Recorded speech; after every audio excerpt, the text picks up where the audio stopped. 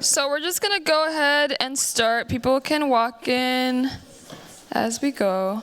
So this panel is called Homemaking, Homekeeping. We have Karen Rose, Jacquelyn, Iyamah, and Tyler Griffin here with us today. This panel will explore the interior, paying special attention to the materials of home and how these objects not only create a sense of home, but facilitate healing, remembering, and even liberation. Moderating today, we have Melissa Wood Bartholomew. I hate when people mispronounce my last name, so I'm like, perfect. So Melissa is the Associate Dean for Diversity, Inclusion, and Belonging, and lecturer on diversity, inclusion, and belonging at Harvard Divinity School. She is a Christ-centered minister and a racial justice and healing practitioner with nearly a decade of experience practicing public interest law.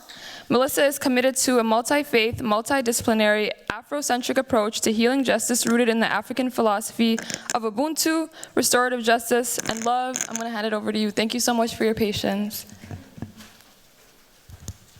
Good afternoon. Can you all hear me? It is a privilege and a pleasure to be here with all of you. And I'm going to take just a little bit more time to read a little bit more from these visionary organizers about this panel. They designed this panel with the intention of creating a space for us to journey deeper into the spiritual and healing dimensions of the Black home, for us to explore its role as a place of refuge, rest, health, and wholeness. And they have carefully selected these creators and designers to speak to particular aspects of this topic through their own particularities, illuminating racial wellness, plant-based healing methods, ancestral and Afrocentric traditions, while shining light on the internal self and the interior home life. This is their vision for this panel, and I must say that when I received the invitation to moderate this panel, my spirit was quickened. Just reading the description was nourishing to my soul. So I'm excited about these powerful healers that we've assembled here today and what they're going to share with us about cultivating home, not only the physical space, but the home within ourselves. We decided that since we know that you all have been sitting and taking in so much, before we begin this conversation, it would be wise to take a moment to just stop and pause and breathe. So we're just going to focus on our breath for a moment. And the invitation is to close your eyes if that's comfortable for you. If you have anything that you're holding onto, anything in your hands or anything in your mind that you're holding onto that might be in the way of you being able to focus and center yourselves, center your mind right here. The invitation is to gently just place it to the side for the moment and to focus on your breath.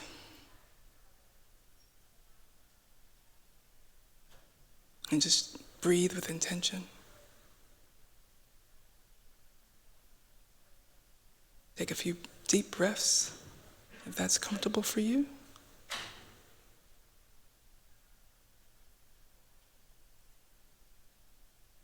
If your eyes are closed, I invite you to slowly open them back up as we now prepare ourselves to journey home from within. It is my pleasure to introduce you to these beautiful healers. You have the benefit of their full bios on the website. I'm just going to offer a few points. To my right, I have Karen Rose.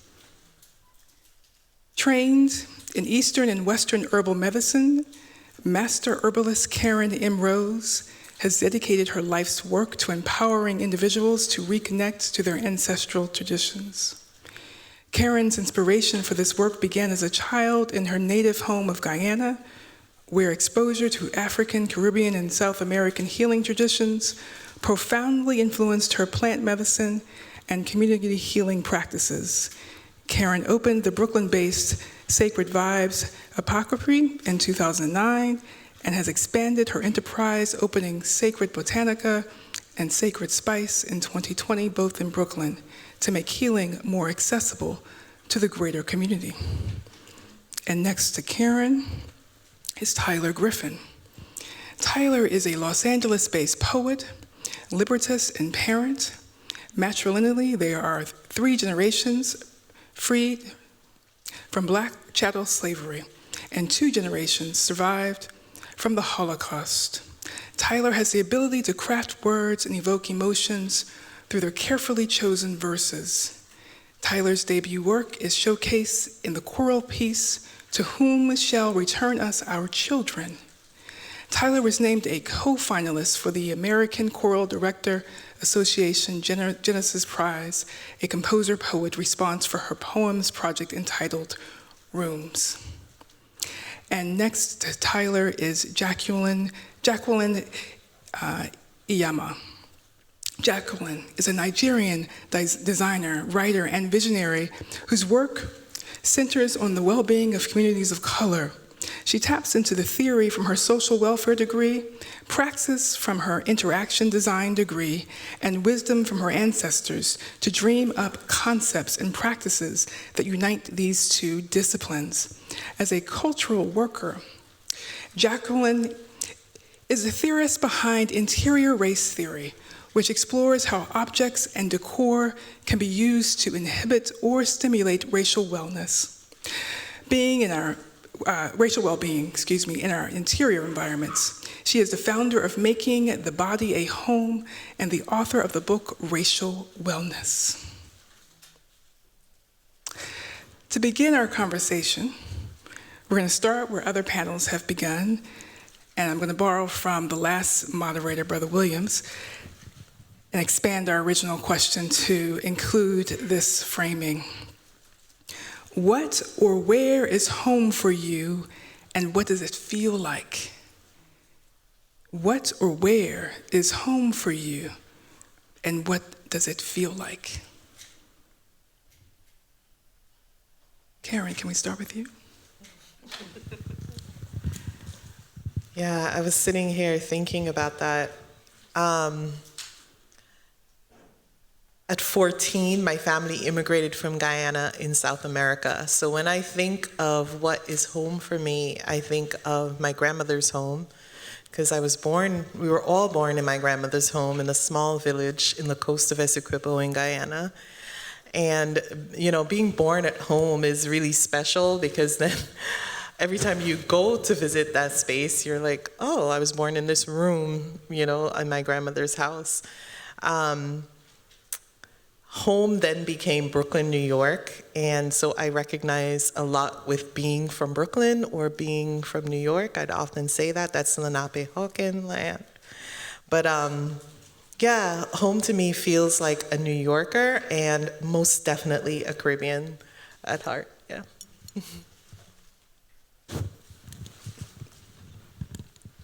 I think as someone who has moved around a lot, this is a question that I always think about. So I'm Nigerian. I was born in California, but the first 4 years of my life, I lived in Senegal, and then from age 4 to 18, I lived in France, and I moved back to the US for college. And so I feel like I've associated home with more of like a cultural experience as opposed to a place. And when it comes to like these sort of more sensory feelings, I would say home to me smells like the aroma of jollof rice and puff puff and plantains. I think it sounds like Nigerian banter, which is very rude but always loving. I feel like it looks like those Danish cookie containers that never have cookies in them. And I feel like it like vibrates like the sound of like high life era music or Afro beats. And I think the thing that's really special to me, particularly about music, is that like once I have my earphones or my headphones in, it doesn't matter where I am. I'm able to bring that sense of music and that sense of home with me. So yeah, I would say that's what home is for me. Hello, beautiful people. I'm so grateful to be here. But home for me, I'd like to say I'm straight out of Compton, but I'm not. I'm straight out of Linwood, which is Compton's border. Like we're to the left of Compton. So if you're from LA, Southeast LA, whoop whoop. Home for me, as reflected in this picture above, is my people, my family. It's Linwood, California. It's 4322 Josephine Street. But home for me really is my people. It's my brother, it's my sister, it's the ancestors who knock on the walls and who cause the pictures to fall, you know. But geographically, home for me is Southeast LA, Southeast Los Angeles. It's also my people, the people who've gone on and the people who are still here. And it's also the home I'm creating for my baby, for my son who's 4, and it's also the body I live in. Thank you. I'll just add, for me, home, I'm from Baltimore, Maryland. I don't think anybody from Baltimore in the house. Oh, right. Baltimore. Be more. I grew up in a very loving household with parents who rooted me in their unconditional love. So home for me is a place where I can bring my full self and know that I'm loved. So that home for me currently is, in the home that I make with my partner, my husband, and our son, and the place where I can just be my full self and cultivate that inner homeness within me and connect to spirits and connect to the ancestors and be in that flow, that eternal flow. So thinking about home as this foundation for Black people, why is healing in the home so important for us? Why is healing in the home so important for us as Black people? So as someone who sort of focuses on like healing racial trauma, this is something that I think about a lot. As Black people, who are living in a white supremacist society, we're constantly having to navigate white spaces. And there's a sociologist, I'm blanking on his name, I think it's Elijah Anderson, and he talks about white space. And something that he says is that like white people are able to avoid Black spaces, but Black people have to navigate white spaces as a condition of our existence. And when we are in these spaces, we are subject to so many different forms of racial hostility, whether that's at work or at school or in restaurants, like all of these spaces that we are existing in. But I think that something that's not talked about enough when it comes to experiencing anti-Blackness or experiencing racism is like the trauma that comes from that. Oftentimes we experience something called racial battle fatigue, which essentially like it's a battle being out in these spaces, and there are wounds that come from that. And that can look like insomnia or headaches, inflammation, high blood pressure, anxiety, depression, so many things. But it can also look like us internalizing the negative thoughts, beliefs, and behaviors that are projected onto us by the oppressor. And the way that I like to sort of frame that is like in any abusive dynamic, it is not uncommon for the abuse to start to internalize the messaging of the abuser. And so I think it's really important that as people who are experiencing this abuse, we have these sacred spaces that allow us to recover, that allow us to rest, that allow us to remember who we truly are, and that also allow us to resist and to think about like, what does it look like to resist white supremacist culture? And so for me, like thinking about the home as that sort of container is something that's, I think, really powerful. For me, healing, I feel, is imperative because we not only, like, I speak as a parent, I have to heal. I don't have a choice to not heal. because when I make the choice to not heal, it directly impacts the way that I parent my boy. But I believe that healing can be restorative, that it can teach us lessons. And in the specific work that I'm doing, so I'm a librettist. I write the words for classical compositions.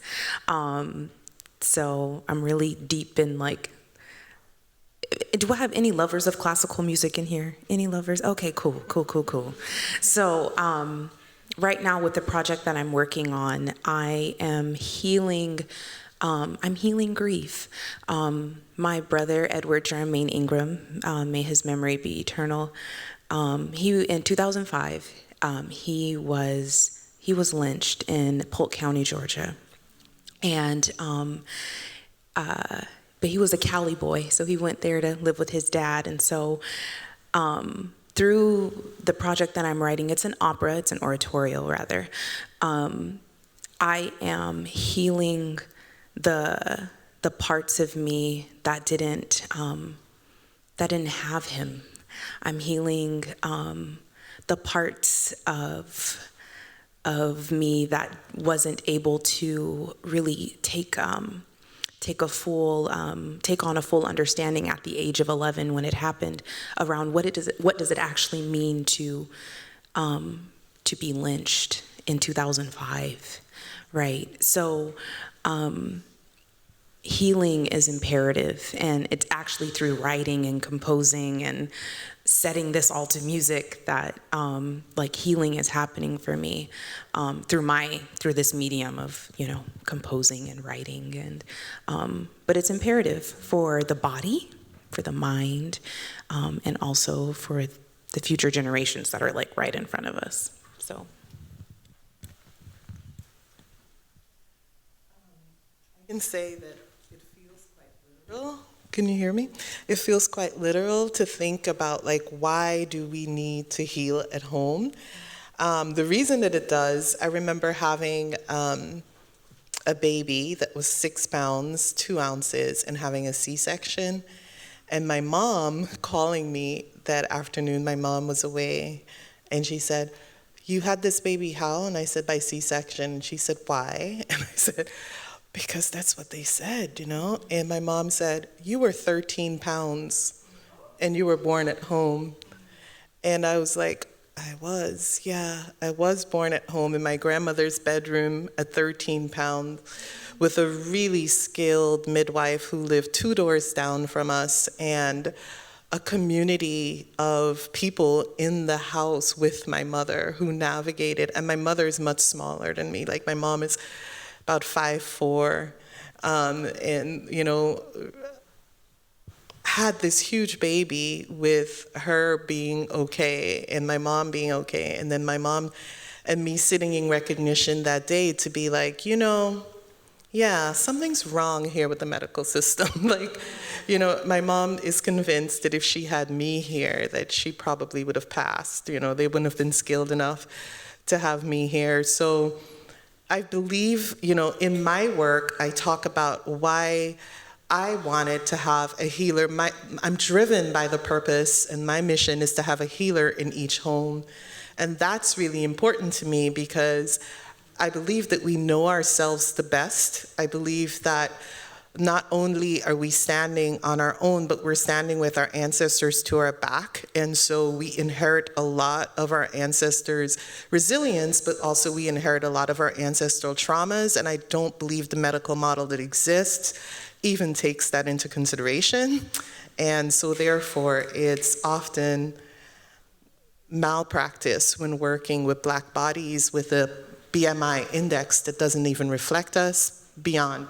But I think healing at home is necessary for our survival.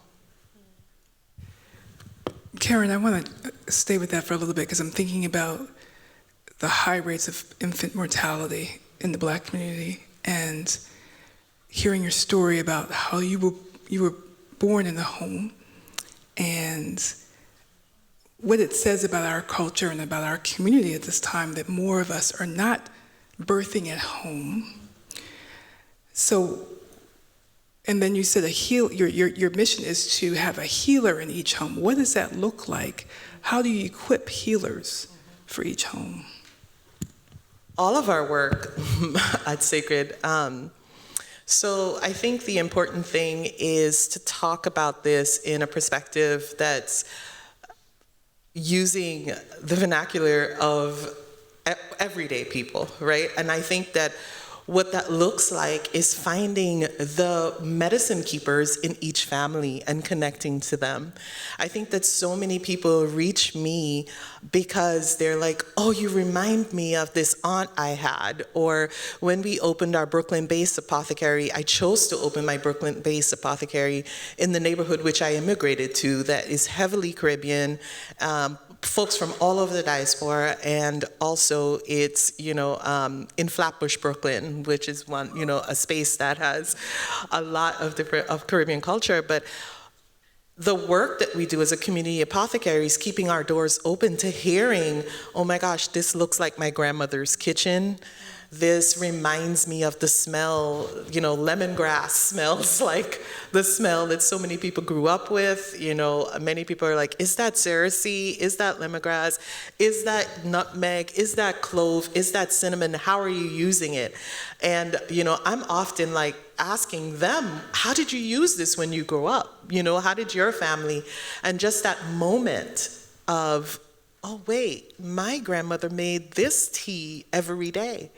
Or my grandmother used to always have this scent, or I have an aunt that we always thought was crazy, and their house kind of looked like this, with bushes hanging everywhere, and that kind of, that energy. So when I think about what it looks like to have a healer in each home, I think of it as someone who is a memory keeper, someone who's connected to the ancestry that could tell us the story, who's a storyteller and can tell us all the stories of how they used orange peel and clove, or onion and garlic and honey over the winter. I feel like that's creating an opportunity for someone to rise up as that healer within this current generation.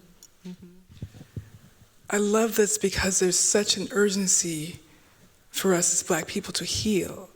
And the emphasis here is on the home, the interior home life, and excavating what our old ancient practices were. And so I'd love for each of you to speak to that urgency and talk about what does healing look like for you in your practice of cultivating home. What does it look like for you in your practice of cultivating home? And Jacquelyn, I want to start with you, and I'm still resonating with what you shared about home being sacred space that allows you to recover. So this sense of home as a space for healing and recovery, what are the practices for cultivating this space? Yeah, I think there are so many different ways to sort of cultivate that in the home, but something that I've been really interested in and have been researching a lot has been through the use of objects, and not just sort of objects that we have laying around, but really this idea of the objects that we use to function in our daily at-home life, how those can prime us in certain ways. And so that intersection between material culture and race is very fascinating to me. And something that I've found is these objects can prime us in positive ways, and they can also prime us in very negative ways. And I'll say some examples of how objects can prime us in negative ways have been, and I think this still happens, a lot of homes in the UK have Africa rooms, which is essentially they have museums in their rooms where they have collections of objects from their colonial conquests. But a lot of these objects they're using as part of their daily function. And so what that can look like is human skulls being used as bookends, or elephants' feet being used as trash bins. And so when you're constantly actually using these objects, what does that do to your psyche? There are also examples of games that can also prime people in these ways.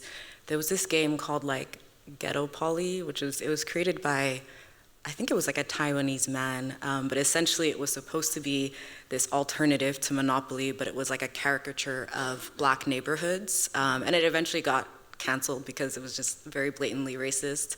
But again, like if you are playing with these games, what does that do to your psyche, or like what is that conditioning you to believe about black people?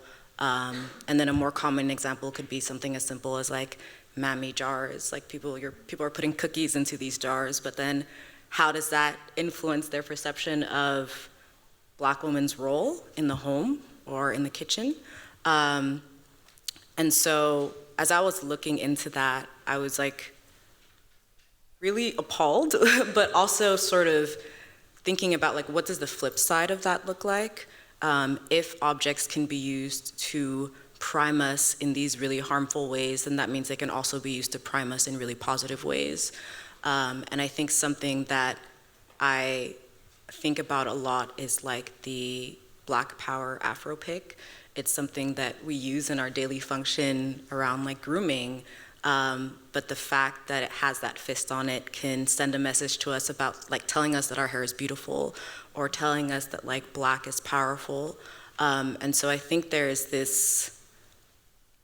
a sense of possibility that comes from that comes from knowing that you can either leverage or design these objects that you're interacting with daily, whether that's grooming or sleeping or eating or playing, that are sort of subtly or more obviously sort of priming us to think about liberation more, or to feel liberated, or to feel certain ways about our racial identities. And so in my personal practice with making the body a home, I love designing sort of like graphic posters that help stimulate racial liberation, or designing throw blankets that sort of share a message about like rest as a form of resistance. And like some of my friends who use these throw blankets are like, every time I find myself overworking and I glance on my couch or I like glance on my bed and I see that blanket, I'm like, let me lay my ass down. And so I think there's a lot of like power in that. There's a lot of power in sort of thinking about objects in that way. And I think it also pushes us to imagine more. And something that I think about a lot, like I'm seeing a lot of like smart mirrors for like fitness, and it's like, what would it look like as designers to create a smart mirror that told black people that they're beautiful? And like, there's all these possibilities when we start to think about like these items that are part of like just daily life, but like infusing these anti-oppressive meanings and messages into them, I think can be really powerful. And so that is the practice that I'm trying to cultivate.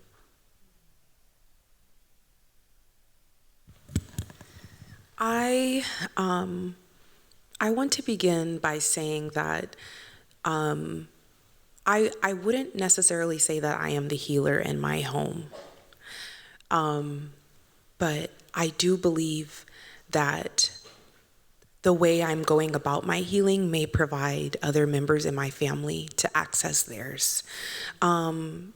Like as described in my bio, my grandmother, so I'm German and Black. My grandmother was a victim of the Holocaust, and my grandpa's father, born 1872, was born free. So we truly do inherit the trauma of our generation, the previous generations, and it's in my face every day. But I do want to also say that I do believe that there is something spiritual. I know I'm gonna get a little kooky, but if you have any sort of ancestral practice, whether it is that they actually speak to you, and we're not gonna pretend that they don't, okay? Some of them you can hear them, all right?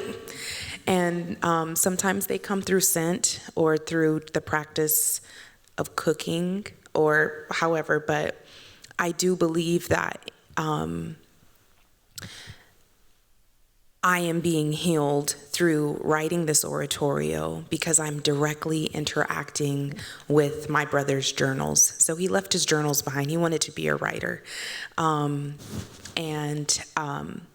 I do believe that the ancestral relationship that he and I have and that I've cultivated actively since about 2000 and maybe 12. So it's been pretty consistent since then. We've been able to interact. I know that sounds kooky. But come on, y'all, be with it. But I believe that my brother is and was the healer in the family.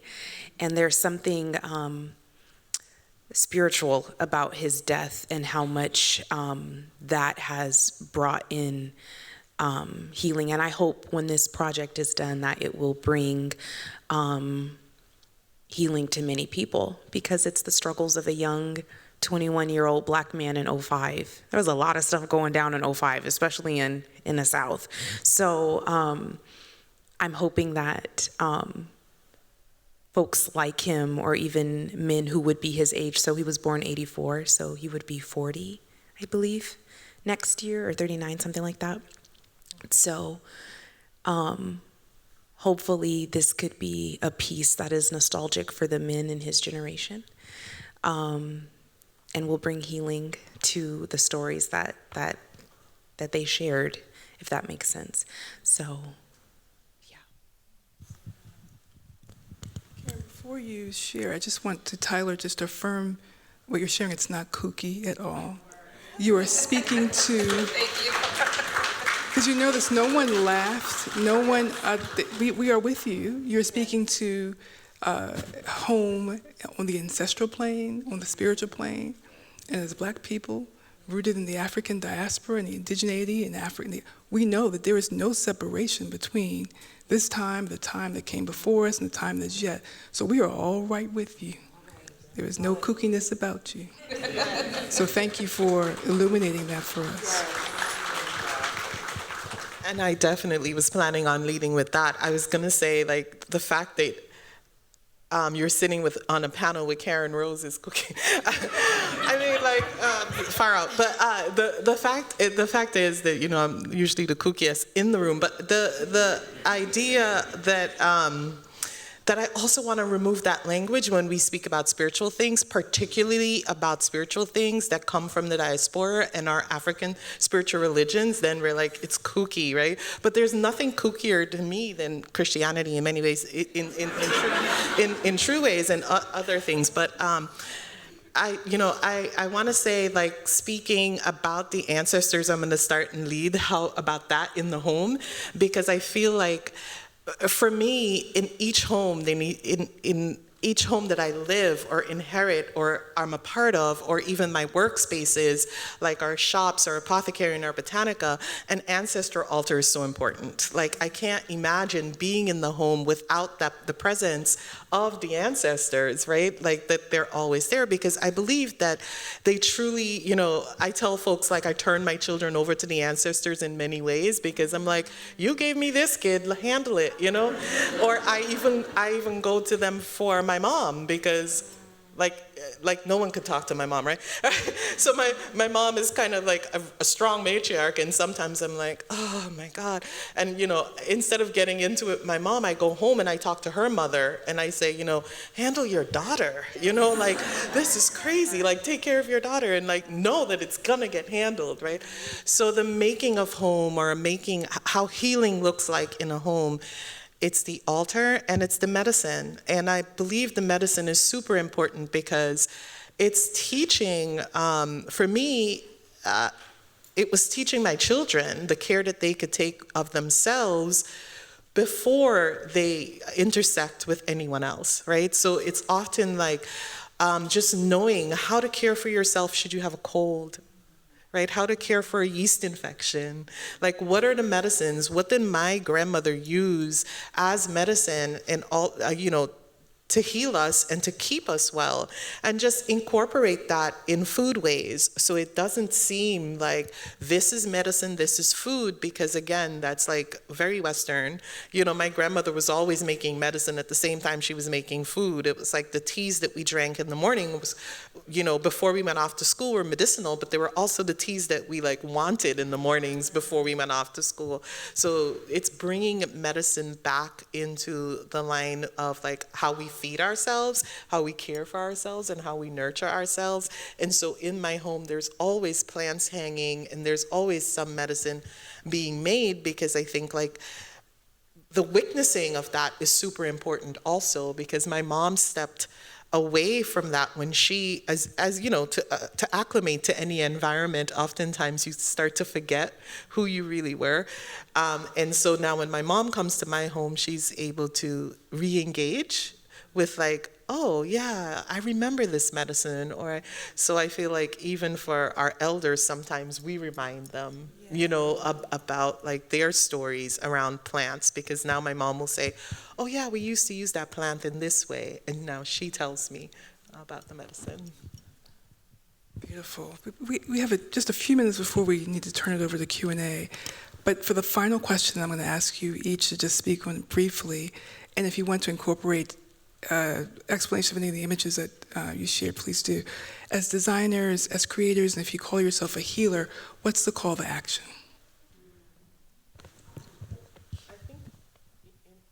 First in that, because I would just say the call to action is to like ask the people in your family what their medicines are and document it. There's so many families that come into my apothecary and said, I used to have a grandmother that knew all this stuff, but no one like documented the medicine. So my call to action would be like, who is the medicine keeper in your family? Who has the knowledge? Who knows what tea to take for what? For birth, for death, for all the transitions in our life? Who's holding that information and document it so that it can be passed on to the next generation?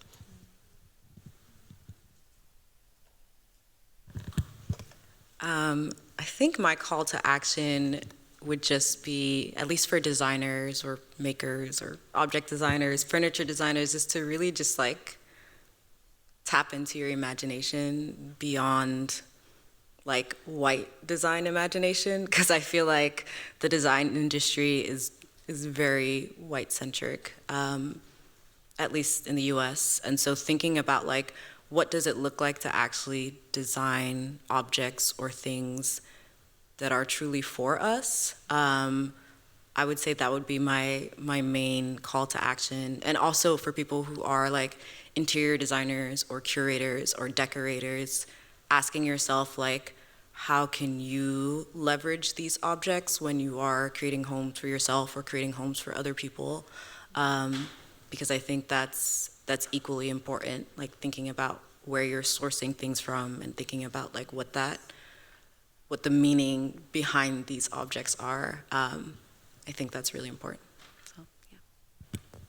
And lastly, my call to action, when it comes to like composers and librettists, I know that's a different world, like the choral arts world, than this actual world, but there are definite intersections. I think my call to action for the choral arts world is to really tap into the movements that come with, like if someone wants to write a libretto about the significance of a teapot in their granny's kitchen, let them write it. Give them the commission them to write it, and have a black choir sing it, you know? So there's something around that. So like I'm actively manifesting. I'm in the commission, well, the oratory is like 70% done. So I'm in like next year I'll be in the phase of getting commissioned. So pray for me, all that it does.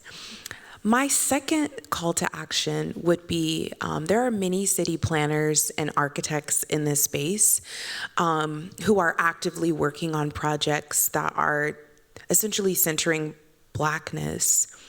What does it look like for y'all to consider expanding your projects to incorporate the choral arts? So what does that mean?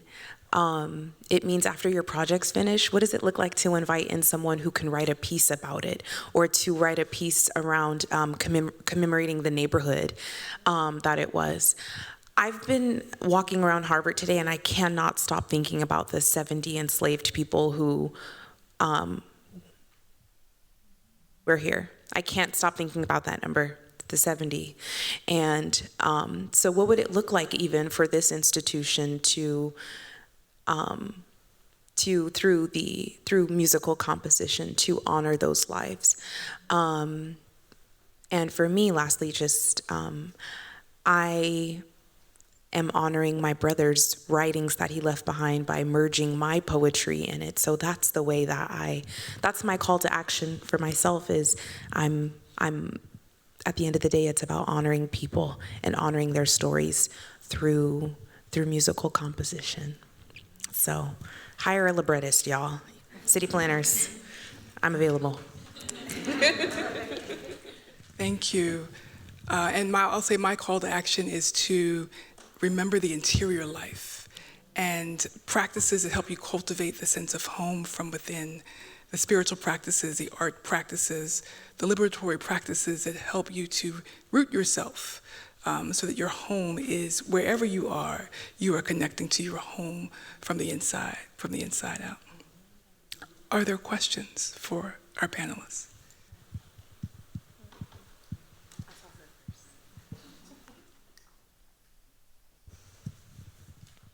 Hi, thank you so much. I really get what you're saying about spirituality and feeling as though it's kooky, but just like Christianity seems kooky, I feel like science is a way of knowing that is buried in the same grave as every way of knowing. I wonder, like, if you feel as though your spiritual, artistic, and healing practices are ways of knowing, and I wonder, like, what it's like when those run up against other ways of knowing. I think the fact that I said the word kooky still shows that I'm still growing and learning. So thank you for that collective call-in. But yeah, there are, yeah, I do believe that for me, it is a way of knowing, but also like,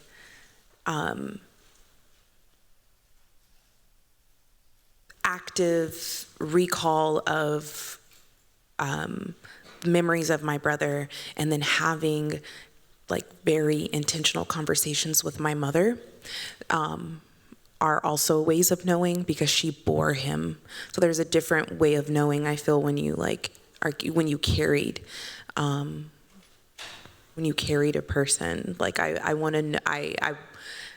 sought out in the beginning of this, when I started writing this in 2020, is how can I get into knowing my brother through the lens of my mother, which is really interesting. I'm not going to say weird, but it's interesting. But now I feel like I can identify with it a little bit more since I am a mom now.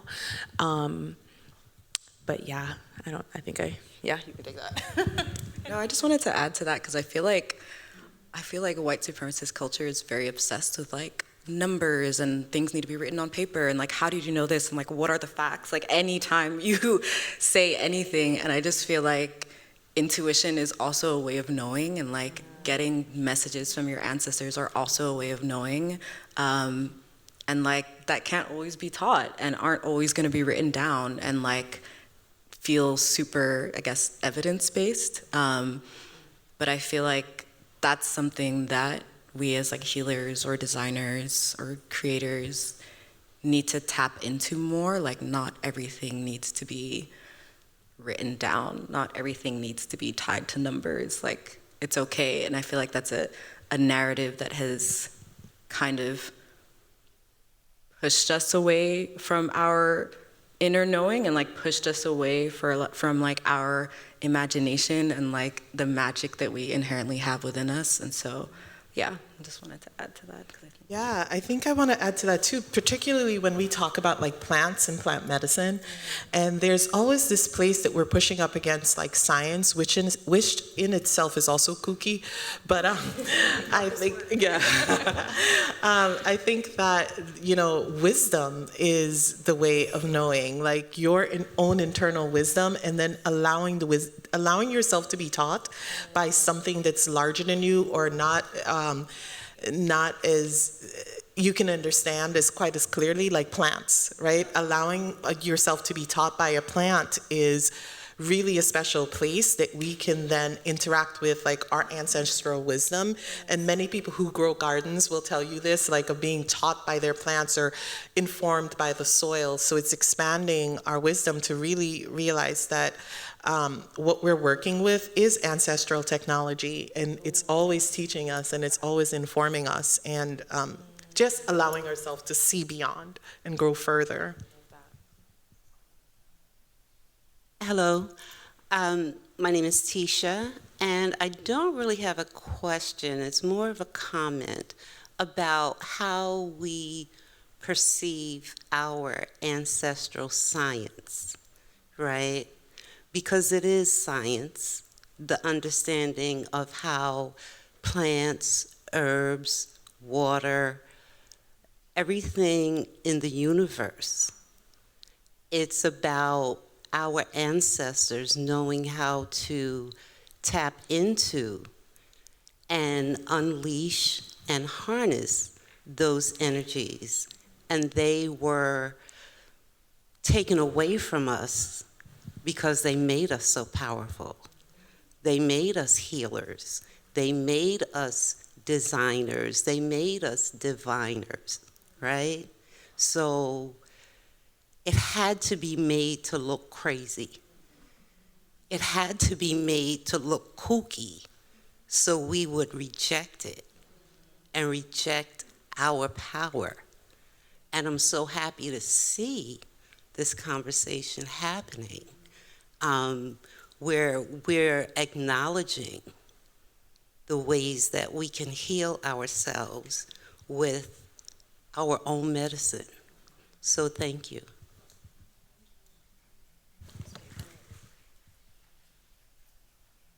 Especially in the orange, yeah.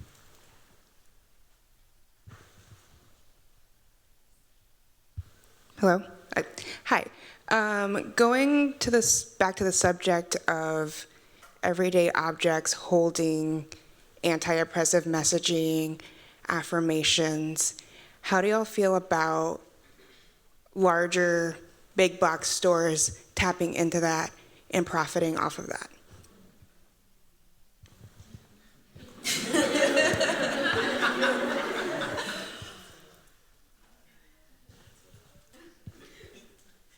I don't know if I can answer in terms of larger big box stores, but there's, herbal medicine now is a $1 billion industry. And I think, I share with my apprentices that the roots of this medicine is truly ancestral. And I believe that if we keep connected to our ancestors ourselves, I think that is the equivalent, that is the harmony of the other side of the growth. I wanted to say balance, but I don't believe will be a true balance. But we can create harmony by knowing that like these practices, it's beyond, we have the plants, we also have the practices. It's not just the plants without the practice just to make money, but it's the plant and the practice. It's the plants and the teaching. It's the plants and holding our community and having our community over into our homes and making medicine for them and reaching, and showing up in times of crisis. It's choosing the path, although knowing that this other path exists out there. I think I would add to that is just like also having a certain level of discernment with anything that we are consuming, because I feel like there are a lot of ways that different brands try to like co-opt or appropriate or like profit off of these messages that they see are meaningful to our people, and so exercising a certain amount of discernment, or like doing your research, or trying to figure out like, okay, who was actually the designer behind this? Like, what are their values? What are their morals? What are their ethics? Like, what is their like political practice? I think is something that is really critical. There have been times where I find myself drawn to something, and then after doing my research, I'm like, oh, this is very performative, so I'm not gonna like invest in this, or this isn't something that I want to curate or have in my home. And so I think that's another way to kind of like ensure that we're practicing intentionally. When it comes to, so I'm writing an opera, and opera for a long time has been sold as this is an art that is only for a particular type of person that looks a particular type of way. Like, no, that is not true. Opera is for everybody. Some of the best opera singers are Black or from the diaspora, so I just want to throw that out there. But when it comes to, like, for instance, like the commissioning process, this project is my baby, and so I want to be careful to not make sure that I'm not partnering up with a composer that has to do a lot of work in understanding, like, oh yeah, this is going to, like, it's classical music, but some of the timing is going to be like jazz and hip hop, it's gonna be an amalgamation of different types of music.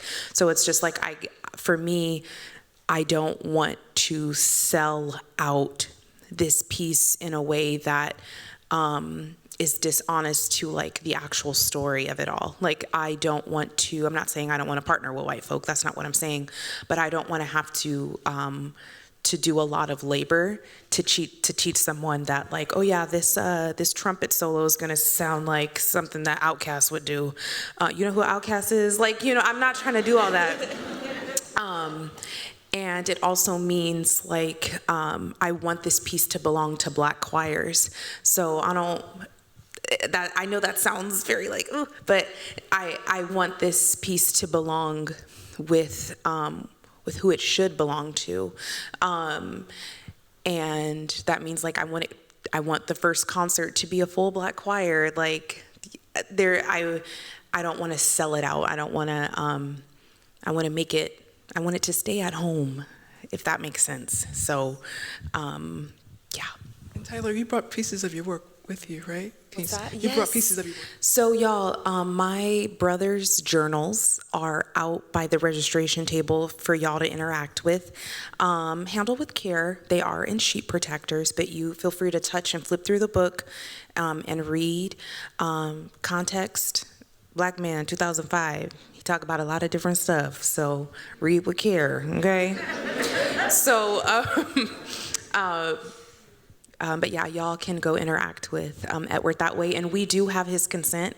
In one of his entries, he says he was prophetic. He said, I would want this to be shared with the world one day. So just going back to the fact that this is my way of also honoring the Black home and honoring his wish that it will be shared with the world. As an opera, though, because sorry, Edward. He didn't like classical music, but sorry. You will now. Any other questions? My name's Richardson. I have both a statement and a question. So I find it interesting that you guys speak upon different points in terms of a call to action. And I just want to say that my call to action was the loss of life. And I say this because we live in a world today where there's this ongoing civil conflict, murder, kill, and steal, and being born and raised in an urban environment, I've been a witness to the breakdown of the Black family. And although these things have happened and are still ongoing, I'm grateful to know that, you know, my fathers have paved the way. And there's a lesson to that, and it was to never forget. And my question is, well, more or less, my prayer is essential in terms of healing myself as well as healing others. And I know that there's discussions about the the illnesses that are going on in our communities and our families, in our state, in our country, and around the world. And as much as we address these symptoms, I think that it's important that we find out a root to these ailments. So my question is, how does prayer have a role in homemaking and as well as homekeeping?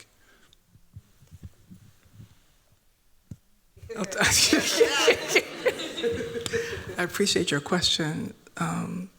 Yes, it does. And it has for our people. It is what has sustained us throughout the generations of trauma that we have experienced. It is where we engage in our activism at the intersection of transcendence and social change. Prayer changes things literally. Literally, prayer has been a part of social movements, and the prayer technology has started in the home. I am a recipient of intergenerational prayer practices. My mother, I watched her pray. I watched her, before we got out the house in the morning, stop and pray with Miss Johnson, who would call. Even if we were running late, she would stop and pray with Miss Johnson. I knew that we were covered. Miss Johnson prayed for me when I went off out of the country to Africa for the first time. And so prayer, and I pray. So I pray. I have a prayer before I leave my house. I'm here as an associate dean, a lecturer. I talk about white supremacy, racial violence, racism, and all the time in the context of this environment. If I don't spend at least an hour in prayer before I leave my house, I'm not going to be right. I cover my family in prayer, and those are the practices that I have been given from my ancestors, on both sides of my family. And so historically, the spiritual technologies are what have sustained us as people and what will reroot us as people.